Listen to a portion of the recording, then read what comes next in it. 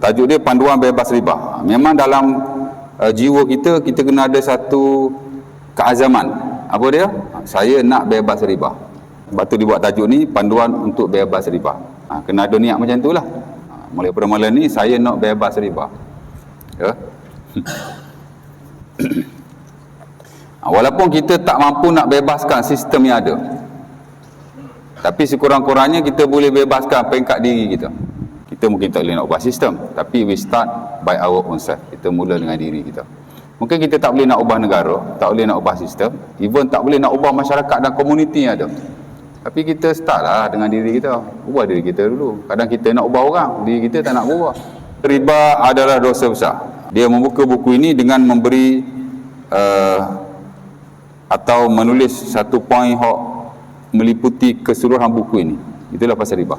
Dan sepakat para ulama, riba ni memang dosa besar lah. Kata Imam Ibn Qudamah Al-Maqdisi dalam bukunya Al-Mughni, one of the best book.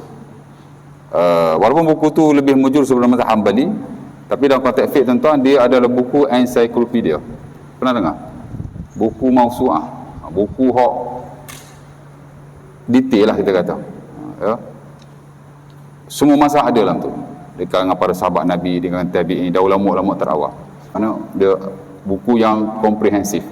Ajma'u ala anna riba muharram. Sepakat para ulama riba adalah haram. Saya tak tahulah masjid ni ada atau tidak belajar buku Al-Kabair karangan Al-Imam Az-Zahabi rahimahullah. Ada. Buku tu antara buku yang paling famous dalam market yang membicarakan tentang dosa besar, yang dikarang oleh Al-Imam Syamsuddin Az-Zahabi rahimahullah. Ulama yang top, buku pun dia top juga. Ada 70 dosa besar dalam buku tu yang diceduk daripada Al-Quran dan hadis-hadis Nabi SAW. Riba dia letak yang terawal. Ada 70 tu riba yang terawal. Yang ketujuh, dosa pertama syirik pada Allah, bela dengan ayat Qurannya, dengan hadis Nabi ni. Dosa kedua ialah dosa membunuh, kerana selepas syirik pada Allah, dosa yang paling dimurkai Allah ialah membunuh nyawa yang tidak berdosa. Ketiga sihir dulu. Yang keempat baru tinggal semayang. Yang kelima tak bayar zakat. Yang keenam uququl walidain, derhaka pada orang tua. Yang ketujuh baru dia mari dosa riba. Maknanya dosa yang terawal lah. Jadi betul lah. Kerana ada banyak ayat Quran dah hadis Nabi. Okey, kemudian Ustaz Abdul Aziz bak mari hadis daripada Abu Hurairah. Nabi kata istanibu sam'al mubiqat. Dia terjemahkan, jauhilah 7 dosa yang besar ataupun 7 dosa yang membinasakan. Jadi sahabat bertanya, ma hunna ya Rasulullah? Apa itu? Jadi Nabi pun jawab, asyirku billah, syirik pada Allah. Ya, itu number 1. Dan syirik ni ada 2 lah, syirik yang jelas dan syirik yang tidak jelas. Itu pun bab yang penting juga, tapi tuan belajar dalam bab akidah lah ya. Okey, sihir nombor 2. Kemudian memakan riba, jelas ya, aklur riba. Kemudian kata si pengarang, oleh itu amat penting mencari ilmu untuk mengenali riba. Apa-apa hal mesti back to basic. Apa dia? Knowledge, ilmu.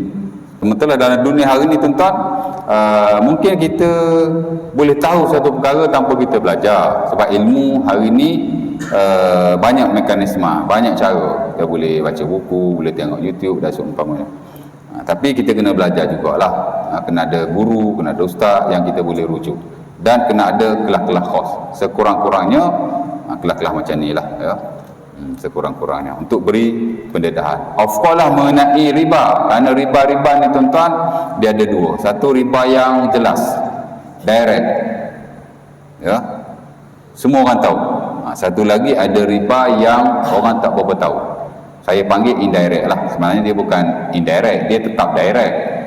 Tapi kerana dunia hari ni tuan-tuan, dalam soal-soal harta, kewangan, soal-soal muamalat, dia very very complex. Dia amat rancam sekali. Sehingga kita susah nak kenal pasti adakah ia riba atau tidak riba. Melainkan jika kita belajar. Dalam pada tu kita masih kena tanya lagi orang lain. Masih kena tanya. Ya? Mengenali transaksi-transaksi yang boleh menyebabkan riba dan bagaimana untuk mengelak riba. Apa-apa ilmu lah.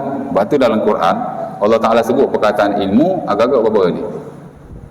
Saya tak pernah hitung lah, tapi saya baca lah ya. Dalam laman web Kementerian Wakaf Qatar, warada kalimatul ilmi fil Quranil Karim bitasrifatin mukhtalifatin ma lam yaqil an khamsin wa sab'atu mi'ah maratan. Dia kata telah disebutlah oleh Allah Ta'ala dalam Quran akan perkataan ilmu dengan bentuk-bentuk yang berbeza, tak kurang daripada 750 kali, 750 times, 750 kali. Lalu sikit ayat pasal ilmu, lalu sikit ayat pasal ilmu, lalu sikit ayat pasal ilmu. Bahkan ayat pertama yang Allah Ta'ala turun kepada Nabi dalam Gua Hira ialah Iqra, baca. Very related and close to knowledge, amat dekat sekali dengan ilmu. Bahkan itulah mekanisme terawal untuk kita dapatkan ilmu, itulah dengan membaca. Siapa yang banyak membaca, dia banyak ilmu, insya-Allah. Dia ada banyak pendedahan. Justru buku ini ditulis untuk mengisi kekosongan ilmu berkenaan riba dalam masyarakat, dan diharapkan umat Islam yang membacanya akan faham dan elak dari terlibat dengan riba. Ya. Okey, kemudian dia ulang balik riba dosa besar. Secara umumnya majoriti masyarakat hanya memahami riba berlaku apabila kita berjanji untuk membayar lebih wang yang dipinjam. Namun begitu, tak ramai yang tahu apa sebenarnya yang dimaksudkan dengan riba dan transaksi lain yang boleh menerbitkan riba. Ramai tak tahu riba ni bukan hanya melibatkan hutang, tapi juga melibatkan jual beli. Khusus bila melibatkan barang-barang ribawi, item-item ribawi, harta-harta yang memang kalau kita tak ikut parameter dan syarat yang ditetapkan oleh syarak, dia jadi riba. Ya. Dia boleh jadi hutang, dia boleh jadi jual beli, dan dia boleh melibatkan slot-slot yang lebih spesifik, simpanan, pinjaman, pelaburan, atalah konteks-konteks semasa ni macam insurans. Itu semua kalau cerita macam ni lah, kalau libat duit memang ada unsur-unsur riba kalau kita tidak ikut tata cara yang dibenarkan oleh syarak. Ya. Cuma sebagaimana saya bagi tahulah, kalau dulu-dulu senang tuan-tuan, very clear. Tuan-tuan baca buku muamalat klasik, malah lama-lama kan, kalau tuan-tuan belajar riba, jelas riba hutang, riba jual beli. Jual beli hanya melibatkan emas dan perak dan makan-makan ruji. That's it. Lepas tu kontrak-kontrak ada dalam syarak. Very straight to the point. Kontrak jual beli, kontrak sewaan, kontrak pelaburan, kontrak macam-macam kan. Gadaian. Satu-satu kontrak aja. Tapi hari ni tuan-tuan tengok kontrak dan amalan yang baru ni ialah yang sudah dimodifikasi, yang telah di-adapt dengan sistem kewangan yang ada. Pasal asas-asas sistem kita ni konvensional. Kita nak buat sistem baru mengganti konvensional. Jangan haraplah. Agak sukar. Macam zaman Nabi lah. Nabi jadi Nabi, memang manusia mengamalkan riba. Tuan-tuan tahu bila riba diharamkan? Tahun ke-9 Hijrah ketika Haji Wada. Ujung-ujung Nabi jadi Nabi baru haram riba ni. Di Mekah tak haram. Di Madinah haram sikit-sikit. At the end, masa Nabi nak wafat, baru haram betul. 23 years. Padahal riba zaman Nabi very straight to the point. Kalau riba zaman hari ni lagi lah. Jadi tak mungkin, bukan tak mungkin lah, agak sukar. Kita cuma boleh buat satu sistem Islam yang boleh adapt dengan sistem yang ada, dapat mengelakkan yang betul-betul riba. Ya. Sebab tu kewangan hari ini yang Islam lah kita panggil kewangan alternatif, sebagai jalan keluar daripada yang betul-betul riba. Tapi ada setengah orang ni, dia bagi dia sama je, konvensional ke Islamik ke, bagi dia sama. Suka hati dia lah kan, bagi dia. Tapi bagi kita tidak. Konvensional tak ada khilaf, riba haram, dosa besar.